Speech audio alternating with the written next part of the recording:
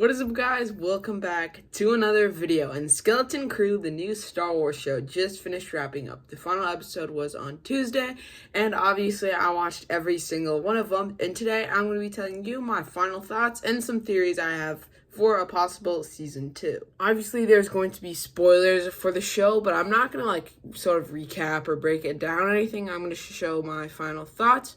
So obviously Skeleton Crew falls under the Disney Plus originals, which actually come out to be some of the best shows we've ever gotten, except for Acolyte, of course. But Mandalorian, which was one of my favorite Star Wars shows of all time, was a Disney Plus original. So it's really cool to see that Star Wars is actually making original shows with no pre-established characters just to get seats. But honestly, overall, I think it was a pretty good show, but I'm obviously going to go in more depth. But before I do that, I am going to talk about the Lego set and what I think there could be some more possible Lego sets if there will be. So this is the one and only Lego set so far that Lego has dropped off the Skeleton Crew, which is obviously the iconic ship, the Onyx Cinder. I know this is in euros here, but I don't know why it's in euros. I think I'm in a different country or something, but in USD at least, it is $100.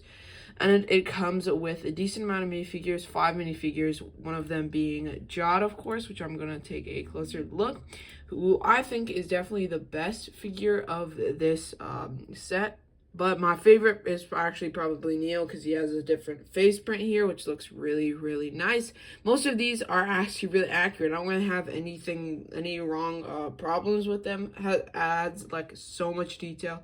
It's really nice. Most of these pieces are exclusively for these figures, like the Neo head mold.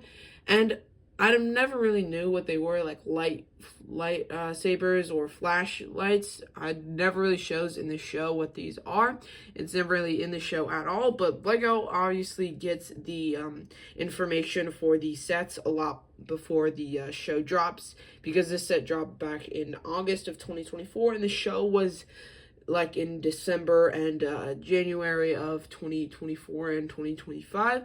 So obviously they get it a lot before the show drops, and a lot of stuff get canceled that Star Wars just scraps.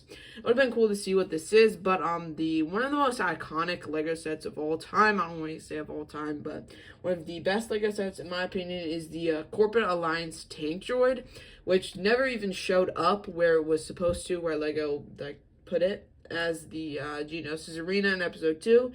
It also has one of the most expensive minifigures for Star Wars in it, and it never even showed up in the show, which made it really popular. But would have been a lot cool to see what these even were.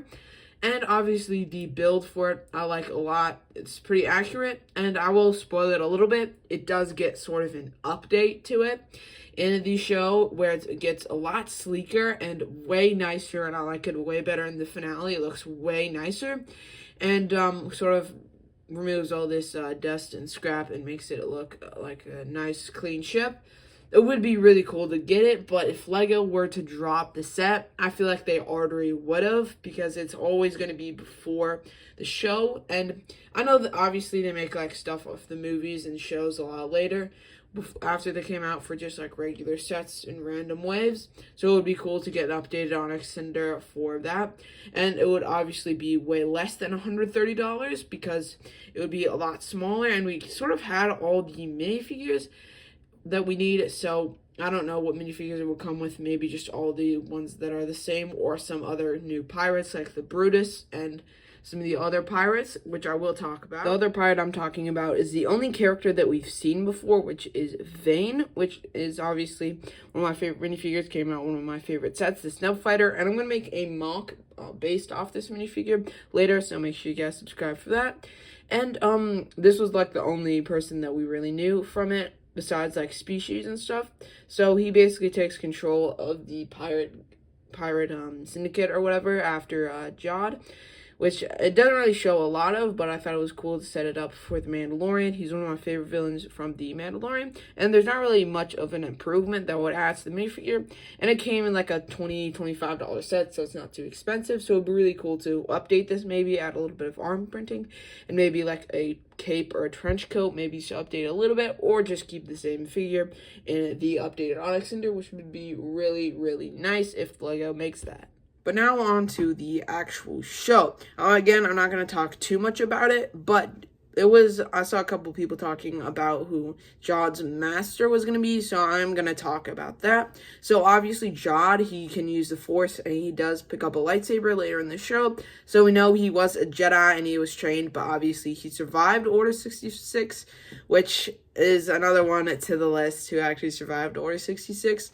But I guess it's a pretty basic backstory, but it never really tells us exactly who his master is. It is said that it is a girl. We don't know the species at all. I was thinking Deva B'Elanna, but then it would make the scene in Bad Batch not really exist, because it was said that Jod watched her master get shot down by the clones. So it would be cool to show actually who it is or give more description, but that's basically all we know. I don't know anything. Nothing's really confirmed. But overall, I thought it was a really nice show. Sort of a breath of fresh air for the Star Wars. Obviously, because Acolyte kind of was horrible, honestly. And I'm glad there wasn't any cameos that kind of ruined it more, like Darth Plagueis, which didn't really add anything. He's not going to show up anymore in Star Wars, so it doesn't really matter. And then Yoda at the end was honestly just made it a lot worse. But I'm glad they had some stuff that actually made it seem like Star Wars and not just a random space that could be Star Wars or couldn't be Star Wars.